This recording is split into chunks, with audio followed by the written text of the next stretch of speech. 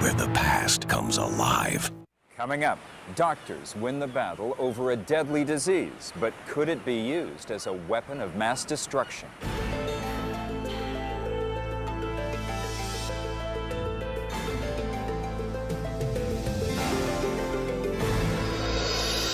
Smallpox. It is one of the deadliest diseases ever to strike humankind. It kills without prejudice, attacking the mightiest king to the lowliest peasant. There are just thousands of ways in which it has influenced history that we can't even imagine. Now, as we stand on the brink of total eradication of this once powerful plague, the danger is back, and deadlier than ever. Someone may use it as a biological weapon. God help us if they do. There wasn't a country in the world that had not been touched and devastated by smallpox. But in the most massive undertaking ever to rid humanity of a disease, smallpox was conquered. It took a 12-year campaign to vaccinate the world. Officially, only a few vials of the live virus remain, and there is a raging debate about what to do with them. Join us for Smallpox, Deadly Again. Atlanta, Georgia. In the middle of this bustling city of 3.5 million people sits an ordinary-looking complex of government buildings, the Centers for Disease Control and Prevention. Behind these closed doors, scientists work in high-security labs with some of the world's deadliest biological agents, Ebola, anthrax, Marburg. They are all lethal. Only one among them, however, has already massacred millions. Its name is smallpox. Today, specimens of the deadly virus, also known as variola, sleep in a nondescript freezer under the ultimate security precautions. The virus is frozen in liquid nitrogen, and not many people even know exactly where physically the rooms are where the virus is being held. Viruses are among the smallest of all life forms. These single-celled parasites invade a host cell and hijack its DNA in order to replicate themselves. Among all known viruses, smallpox is the largest, containing the most complex DNA sequence. It is also one of the smartest. It is designed for one thing, which is to kill. It generally enters through the nose and attacks the cells in the lungs. The virus expands in the cell. Then the next cell over, which touches the first cell, will catch it, and it goes on from there. In a matter of hours, it can spread all over the body. It's one of the fastest and most efficient killers of them all. Unlocking the mysteries of how viruses operate are modern discoveries, but smallpox is an ancient menace. This microscopic life form has been terrorizing mankind since the beginning of civilization. No one knows when smallpox makes its first appearance on the stage of human history. Most likely it begins as an animal virus somewhere in Africa, the Middle East, or the Asian subcontinent. At some point, the virus makes the jump to the human population. We estimate we'd have to have hundreds of thousands of people before it could keep going. So we assume the spread to the human population did not occur until after the first agricultural settlements, maybe 10,000 years ago. The smallpox virus follows the population as it migrates. It spreads slowly throughout burgeoning human communities. The first tangible evidence of its deadly nature is found in the ruins of ancient Egypt. In 1898, an archaeologist uncovers the mummy of Pharaoh Ramses V, believed to have died around 1157 BC. That mummy has a rash, the distribution of which and the size of the pustules match almost exactly that of smallpox in more recent times. And so we think that is the first concrete evidence of the smallpox virus in humans. Vague descriptions of the virus appear in some early chronicles. In 430 BC, Greek historian Thucydides writes of a lethal pox-like illness that decimates the great city-state of Athens, causing the end of the Peloponnesian War. 165 AD. Roman centurions returning from Mesopotamia carry another pox-like illness to their capital city. The plague of Antonius rages for 15 years and kills an estimated 3.5 to 7 million people. The first full written record of a smallpox case is provided by a 9th century Persian physician, Rhazes. He describes a gruesome pathology that begins with a rash covering the body, then days later breaks out into tiny pus-filled pox. Blindness may result if the eyes are affected. If a patient is lucky, he is scarred for life. If not, he dies. This virus killed people by destroying internal systems. We could see what it was doing to the outside of the body, the skin. But in fact, the same thing was happening to the intestines, to the linings of the lungs, and those kind of vital organs. So you'd have the lining sloughing off, and people simply drowning, for example, in their own internal fluids. Early treatments for the virus variola, Latin for speckled, are varied and uniformly uncomfortable. The physician Rhazes recommends that victims should be bled to the point of fainting. Other therapies include opening the sores on the 7th day with a golden needle or drinking a potion of horse dung. Possibly the most torturous treatment involves the application of heat, even though smallpox involves a high fever. They put you next to a fire and they close all the windows. So you take a person who was deathly ill and made him feel much worse. That heat somehow came to be associated with the color red, so that smallpox victims were put in rooms that were painted entirely red, that had red draperies. They were made to wear red pajamas. They were wrapped in red blankets. They sometimes were made to drink red juices, all with the understanding that this color red would draw the infection out more rapidly. It's hard to know, but a certain percentage, and probably a substantial percentage, of smallpox patients died because of the doctors, not because of the disease. As trade routes open up between Europe and Asia, merchants travel the Silk Road to China, unaware that they are also exporting the mortal ailment. Crusaders returning from West Asia in the 12th and 13th centuries carry the disease back home to their families, ignorant of the fact that even those not afflicted with full symptoms are spreading the virus. As soon as people came to begin feeling ill with headache, backache, those kinds of symptoms, they were already breathing out virus onto others. Other killer diseases, such as bubonic plague or yellow fever, sweep through populations periodically. But by the 15th century, smallpox is endemic in much of the Old World, continually spreading throughout the population. Most people who reach adulthood have already survived the infection. In fact, most of the paintings you see of the great beauties of the time, the painters were faking it, because these people, particularly the women, had truly awful complexions. But people just saw through it. They simply ignored the pox because everybody had it. October 1562.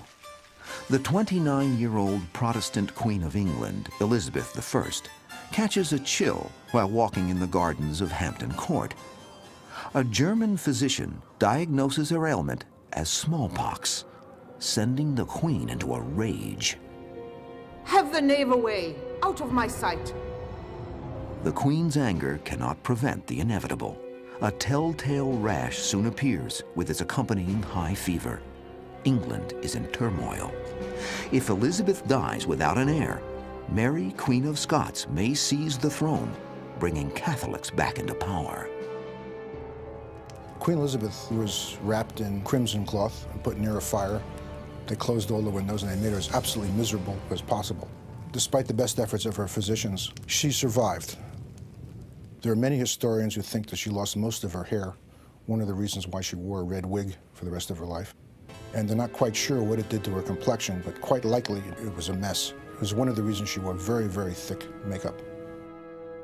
In the years following her illness, the young queen squelches the Catholic threat and ultimately executes her cousin Mary. Elizabeth's reign lasts 45 years, becoming one of the most dynamic eras of the British Empire. This was one of the great might-have-beens of history. If she had died in her 20s, as she was then, certainly English and probably world history would have been very different. Other English monarchs are not so fortunate when smallpox strikes their thrones. Over 130 years later, William III and Mary II rule as co-sovereigns. William is known to have entertained at least one mistress. Yet when his wife becomes ill with the pox in the days before Christmas 1694, grief overwhelms the king, as recorded by the Bishop of Salisbury. He cried out that there was no hope, and that from being the happiest, he was now going to be the miserablest creature on earth. He was said to be inconsolable. William III spent the duration of his wife's illness at her bedside and really witnessed her slipping away, horribly disfigured by this terrible disease. 8 days after the onset of her symptoms, tolling bells announced the Queen's death to a heartsick England. William has already lost both his father and mother to smallpox. Now he is alone once more. He never married again and was a very sad man for the rest of his life. Not all the deaths by smallpox yield such dire results. When a young Manchu emperor of China dies of the pox in 1661 AD, court advisors ignore the time-honored rules of succession. The powers that be then selected not the oldest son, as which would have been natural, but they skipped to the third youngest son because that child was the one who had already had smallpox. And that boy grew up to become one of the 2 or 3 greatest emperors of China. Kangxi, he ruled for more than 30 years and was a very, very wise man. The virus spares no royal family. During a single 120-year period beginning in 1654, smallpox kills 8 ruling monarchs, including King Louis XV of France, King Louis I of Spain, and Tsar Peter II of Russia. We cannot know what those monarchs would have done had they lived, but we can know that they would have done things differently than their successors did. By striking at the very core of power, the variola virus indisputably helps shape the course of world history. However, it is during the early 16th century that the gods of smallpox begin to wreak human destruction on an unimaginable scale.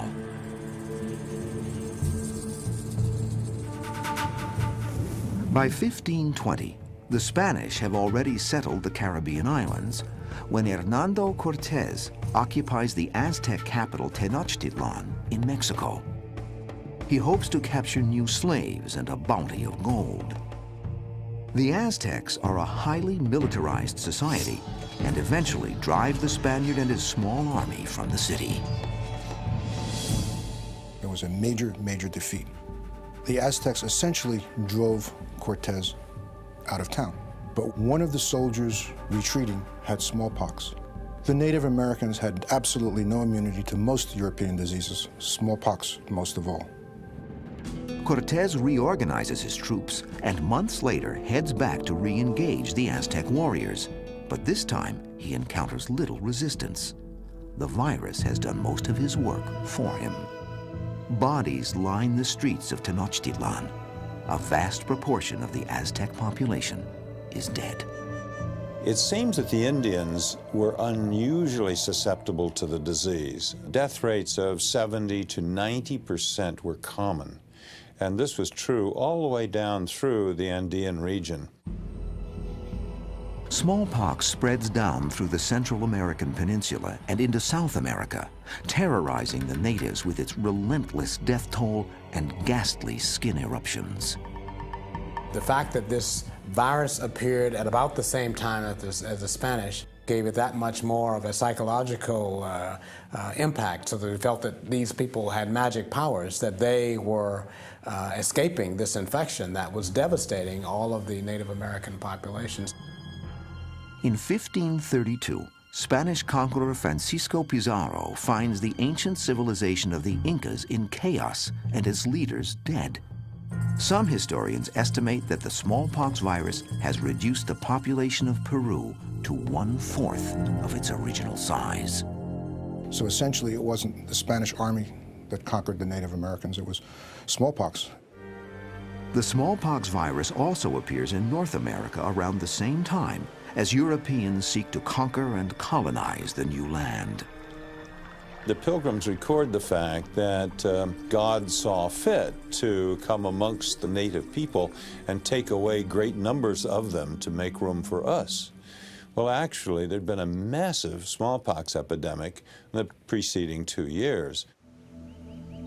As in Central and South America, the virus spreads like wildfire as the colonial borders push westward into new frontiers. In 1763, colonial British officers stationed near Fort Pitt, Pennsylvania, face a confrontation with local natives. Sir Geoffrey Amherst, Commander-in-Chief of the British forces in America, suggests a new weapon to battle the contentious Indians in a letter to another colonel. Could it not be contrived to send the smallpox among these disaffected tribes of Indians? We must on this occasion use every stratagem in our power to reduce them. Shortly afterwards, a British officer writes in his journal that the plan is in motion. We gave them 2 blankets and a handkerchief out of the smallpox hospital.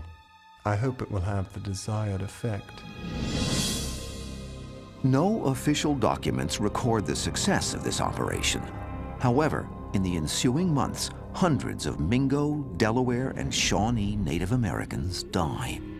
This is quite possibly the first ever use of a biological weapon. In 1709, the virus reaches the Pacific Ocean, infecting Native Americans in California's missions. In the course of just under 200 years, smallpox has reduced these once robust nations to a fraction of their original population. By the 18th century, there is hardly a country that is spared from the terror of smallpox. It kills up to 30% of those it afflicts. Those who survive are branded for life. Smallpox was a river that everyone had to cross one way or another. People lived with the understanding that they would have smallpox almost certainly during their lifetimes. They would either die prematurely from it or not. Some observers note that if a person survives smallpox, he retains immunity throughout his life. This leads to one of the first measures aimed at mitigating the virus's deadly toll. In Turkey in 1717, an intrepid Englishwoman, Lady Mary Wortley Montagu, witnesses a strange procedure which the Turks use to induce a mild case of smallpox before a major case can strike. Specifically, they found that if you took pustular material from a patient who had the active disease and you put it on the skin and then sort of scratched it in, the patient would not be that sick normally. No one knows exactly when or where this practice, called variolation or inoculation, first appeared. It results in death in up to 2% of patients, but people fear smallpox so greatly that many willingly assume the risk. Called buying the pox, various styles of inoculation are practiced in parts of Africa, India, and China. Now, Lady Mary Wortley Montagu decides to bring the procedure to England. But here she meets resistance to this unprecedented medical procedure. Everybody understood that this was a very dangerous virus, and while I might understand that putting it into the skin was less dangerous than people breathing it naturally, it was difficult for lay people and even some other physicians to understand that. Lady Montagu's friend, the Princess of Wales, seeks better proof of the strange procedure's safety and asks 6 condemned prisoners facing the gallows to be variolated. If they die, smallpox will be the executioner. If they live, they will be spared the noose and set free. 5 of them came down with minor cases of smallpox and survived. The 6th came down with nothing. He was probably immune, and they let him go. So she went to an orphanage. Notice the royalty would pick on the people who were least capable of helping themselves, and had a bunch of orphans variolated, and none of them died. She then decided maybe it was safe and had her family variolated. Gradually, with this royal stamp of approval, the practice of inoculation spreads throughout England. But variolation causes controversy again in the American colonies. Boston, 1721. Graveyards fill with fresh victims as a smallpox epidemic grips the port city. But the great Puritan preacher, Cotton Mather, has learned that one of his African slaves doesn't fear the disease. The slave allowed us how he wasn't in danger of getting smallpox because he had been inoculated before. And in that way, Cotton Mather came to first hear of this practice. He then put it into practice, having one of his children inoculated as evidence of how this could be done. This deliberate attempt to infect someone with the heinous pox outrages the anxious Bostonians. The doctor who performed the inoculation, Zabdiel Boylston, allegedly hides in his home for 2 weeks after threats are made against his life. Someone tosses a crude grenade into Reverend Mather's house with a note attached. Cotton Mather, you dog. Damn you. I'll inoculate you with this, with a pox to you. The epidemic of 1722 proves the last major outbreak of smallpox in Boston, as its citizens finally accept inoculation. In other places around the world, the practice of variolation begins to ease the death rates of smallpox. Also, for the first time, physicians know enough to count precisely the days between exposure to the disease and the onset of symptoms. They now realize that there is a 10 to 12-day incubation period when someone seems well, but is in an infectious stage, a danger to others. Physicians and governments begin to use isolation as a means of containing the spread of the disease. We would take smallpox patients and put them in ships in the harbor and not let anybody come or go. There were pest houses, which were hospitals that flew special flags to tell you to stay away from it, and that's where they put the smallpox patients. Other innovations improved the care of smallpox patients. During the late 17th century, English physician Thomas Sydenham bans the heat treatment, ordering patients to move about as much as possible. When in bed, windows are opened to let in fresh air. Light bed sheets replace red blankets. Still, there is no cure for smallpox. Once a patient is sick, there is nothing to do but wait it out. By the late 18th century, smallpox is at its most destructive in Europe, killing hundreds of thousands each year. 1778, Gloucestershire, England. A smallpox epidemic rages throughout the British countryside. Like many in rural areas, a local doctor, Edward Jenner, is aware of folk wisdom, noting that dairymaids working on his farm could nurse smallpox victims with no fear of contagion. Milkmaids would catch cowpox, which is a related disease, sort of a first cousin to smallpox, and they would get mildly ill. They would break out in sores, usually on their hands, and then they would be fine. Milkmaids never got smallpox. For some reason or other, getting cowpox gave them immunity. After studying cowpox infections for 18 years, Jenner finally prepares to prove a hunch. On May 14, 1796, he takes pus from the hand of a milkmaid infected with cowpox and inoculates an 8-year-old boy, James Phipps. After Phipps recovers from a mild case of the bovine disease, Jenner inoculates him with the actual and potentially lethal smallpox virus. As expected, the smallpox infection never takes hold. The doctor publishes his results, naming the new technique vaccination after vacca, the Latin word for cow. Jenner gains acclaim as discoverer of the world's first vaccine. He is known today as the father of modern immunology. It was a major medical achievement. It was a new way of looking at prevention of disease. It is true, however, that Jenner had no idea what he was doing. It seemed to him logical that it would work, and it worked, but he had no clue why it worked. Many ridicule the new vaccine, but most submit to the cowpox inoculations when new epidemics of smallpox break out. Soon, the world is clamoring for the new smallpox vaccine.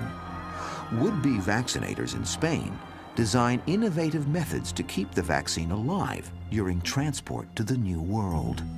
They would take a group of orphans and put them on the boat. They would inoculate the first one with the virus, and after a pustule would form on the arm, they would take material from that orphan and inoculate the next one and the next one. Eventually, when they got to the New World, let's say, then the orphans would be then given over to families living there, and that's the way they got the vaccine from place to place.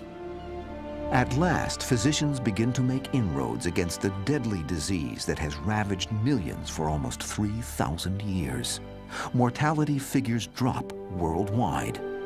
However, vaccination rates vary from country to country, and few people realize that the vaccine does not confer lifetime immunity. Much of the population remains at risk. Even President Abraham Lincoln falls ill with the pox just hours after completing the Gettysburg Address on November 19, 1863. Fortunately, it is not a severe case. As he recovers, the president finds humor in his illness amid the cantankerous politics of Washington. President Lincoln has said to one of his associates that there was one good thing about Lincoln's infection, and that was that Lincoln now had something that he could give to everyone.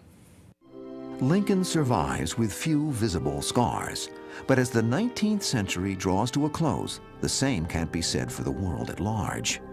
The scourge of smallpox has exterminated hundreds of millions of lives, and its wrath still threatens many people all over the planet. In the early 20th century, vaccination combined with isolation of smallpox patients stems the tide of infection in most industrialized nations.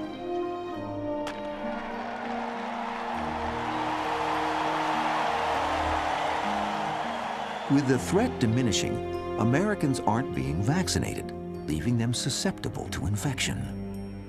In March of 1947, an American businessman returns from Mexico infected with the variola virus and dies in a New York hospital. By mid-April, 12 more cases are reported, causing a panic. They wound up vaccinating essentially everybody in New York City, 6 million people, and they did it in matters of days. At one time, 500,000 people were vaccinated in one day, which is still believed to be the world's record. This frightening incident underscores the sad truth. As long as smallpox exists somewhere in the world, the terror will not diminish. In 1953, the Director General of the newly formed World Health Organization, an arm of the United Nations, suggests a solution to the smallpox crisis. His plan? To eradicate it from the human race.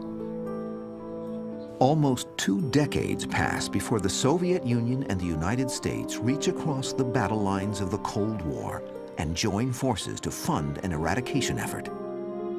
Dr. D.A. Henderson of the CDC heads the campaign. There are 5 main areas where the virus remains endemic. In order to stop the disease, health workers will have to interrupt permanently the chain of transmission. It will be the first time anyone has attempted such a daunting task. Brazilian physician Dr. Ciro de Quadros joins the effort in his country. We had many species that have been extinguished by pollution. So smallpox was the first species in that mankind made a deliberate attempt to extinguish. The first battle in this historic campaign starts in Western Africa in 1967. Dr. Donald Hopkins is part of an army of local health workers and international volunteers who set out, equipped only with jet injectors and freeze-dried vaccine. For many, it is their first real look at the ancient disease. All of us young people were really geared up to go get smallpox. And it was impressive, even shocking, to see the disease face to face. You could see, in a sense, how much they hurt in a way that could not be conveyed by pictures. I remember only too vividly visiting a smallpox ward in Dhaka in Bangladesh with a British physician who'd seen a lot of tropical disease in Africa. And this physician sort of put his hands on the banister outside and he said, "This is the most horrible disease that was ever created." And this guy'd seen everything. The first plan of attack is mass vaccination. When the program runs short of vaccine in southeast Nigeria, a different approach is tried. They had to set priorities for using the little vaccine they had. They focused on the currently infected household and villages and were able to demonstrate that, lo and behold, by vaccinating only the smaller number of people, they were able to stop the infection from spreading. This technique, known as surveillance and containment, becomes the main plan of attack. The strategy is to find a case of smallpox, isolate the patient, and vaccinate everyone within a ring around the location. Then the ring is extended, and they vaccinate an even wider circle of possible contacts, thus containing the infection. For this to succeed 100%, healthcare workers will have to track down every single case of smallpox on the planet. There were tremendous logistical hurdles in simply getting to places. Many of these places had no roads. You had to walk into them, ford streams. Wild animals, I have to say, were not generally a threat, though I personally worried about snakes a lot. For the most part, villagers eagerly line up to be vaccinated, although some health workers meet with resistance. You would try to convince the chief of the village, the priest, and they would reluctantly accept. And what is worse, sometimes they would become even hostile. They would, for instance, you would come to the village and suddenly you were chased by dogs, you were chased by stones, you were chased by spears, you were chased by guns. Flashcards depicting infected babies are shown to villagers. School children lead the workers to housebound patients. When I began with the smallpox program, there were many people very pessimistic telling me you couldn't do it. Surprisingly, we got along about 2-3 years into the program, and it was going so much better than we'd ever imagined. I mean, the disease was disappearing. By 1971, the last case is isolated in Latin America. The American continents are free of the virus for the first time since the conquistadors arrived. Soon, Indonesia and southern Africa claim success as well. I began to think, you know, we could really do this. We might get there. And then we hit South Asia. In India, Hindus pray to the goddess Shitala Mata when smallpox strikes. Epidemics are so horrible in this country of 600 million that dead bodies clog the rivers. You'd contain an outbreak here, and you'd go a little further, and you'd find another half-dozen villages that were infected. You didn't even know where to begin. There was so much to do. In 1973, India and WHO launch a desperate plan. They mobilize an unprecedented army of health workers to visit each and every home in the country to document any cases of smallpox. The workers have 10 days to conduct the search, then vaccination teams follow. Amazingly, this strategy succeeds. 120,000 health workers went out and in 10 days visited every house in India. Unbelievable. It took 8 tons of paper just to do the bookwork on this. With reporting accuracy near 100%, it becomes clear that there is far more smallpox than originally believed. But workers successfully vaccinate the rings of population around the pockets of infection. Shitala Mata, goddess of smallpox, begins to lose her power. The last cases occurred a little more than 18 months later, and it was gone from India. The Indian government couldn't believe it, and frankly, we couldn't believe it. Probably for the first time in recorded history, there was no smallpox in India. Following the WHO's heroic campaign, the virus survives in 2 remaining areas, Bangladesh and Eastern Africa. Despite civil wars in both countries, the search and containment method again prevails. By 1977, WHO officials believe they have contained the virus in these regions as well. Somalian Ali Mao Malin now holds a dubious distinction. In 1977, he becomes the last human to contract smallpox from a natural infection. For 2 years, officials wait for another case to surface, but none does. Finally, on May 8, 1980, after the virus has killed at least 300 million people in the 20th century alone, the World Health Organization declares the world free of smallpox. It recommends that all countries cease vaccinations. It is no longer necessary. The eradication of smallpox was really an unprecedented human achievement. This was the first time that we had broken forever the chains of transmission of any disease. The fact that it happened with the virus, that it caused so much havoc among humans, made it that much more momentous. With the historic eradication of smallpox in the 1970s, vaccination for the disease stops. It is no longer a threat. The virus does not exist in the wild. The World Health Organization calls for laboratories around the world to destroy their samples of the virus, or to transfer them to one of two official repositories in Moscow or the Atlanta facilities of the Centers for Disease Control. WHO plans to finish off its successful eradication program by destroying these remaining vials of the virus sometime in June 1999. But in early 1992, a former high-level military doctor from the Soviet Union, now calling himself Ken Alibek, defects to America. He brings with him unsettling insider information about a massive biological warfare operation in Russia, first established in 1928. By the late 80s, this program was so huge, very sophisticated, very powerful, with about 70,000 people, dozens of institutes, research and development facilities, and production, manufacturing facilities, including smallpox.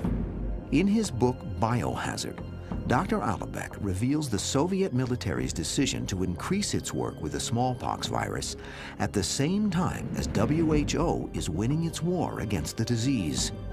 At one point, the Soviet factories produced 20 tons of the virus to be dispersed to its enemies by means of specially designed warheads. Dr. Alibek's revelations were earth-shattering. There was a strong suspicion, and more than a suspicion, that the Russians had been involved in some sort of operations with regard to biological weapons. But what he described, the extent, the complexity, the investment, the fact that it was still present, I can say that this was a bombshell. Smallpox could indeed prove a powerful and deadly weapon. Not only does it guarantee a death rate of about 30% on an unvaccinated population, but unlike other potential biological weapons, it is highly contagious.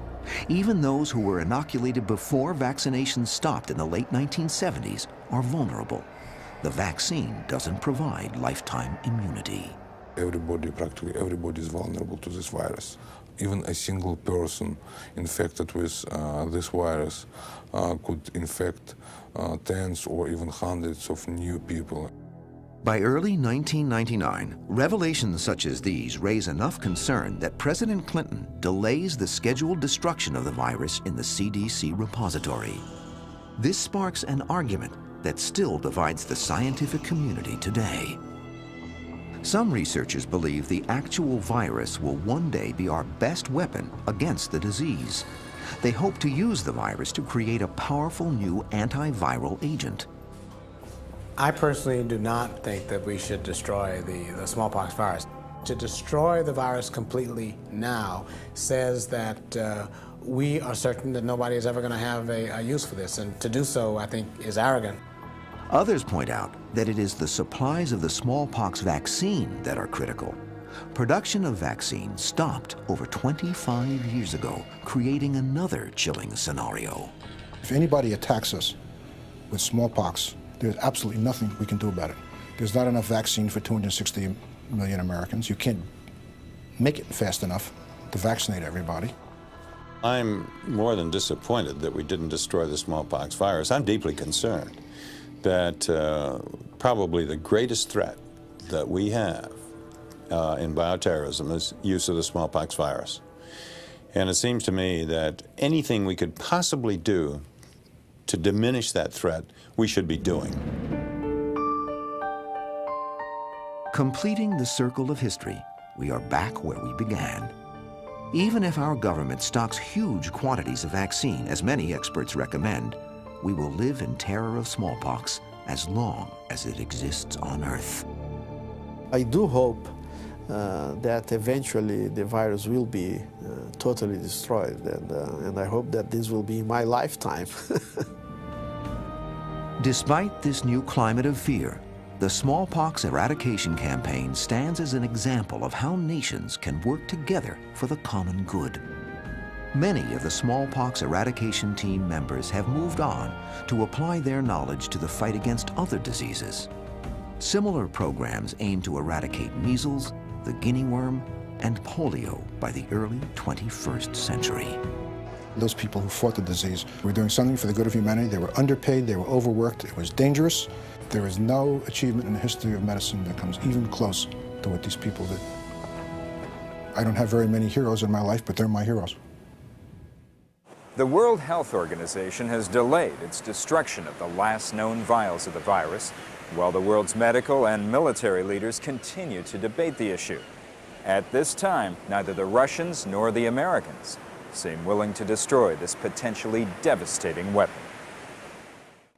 To discover more about this and other History's Mysteries topics, please visit our website at historychannel.com.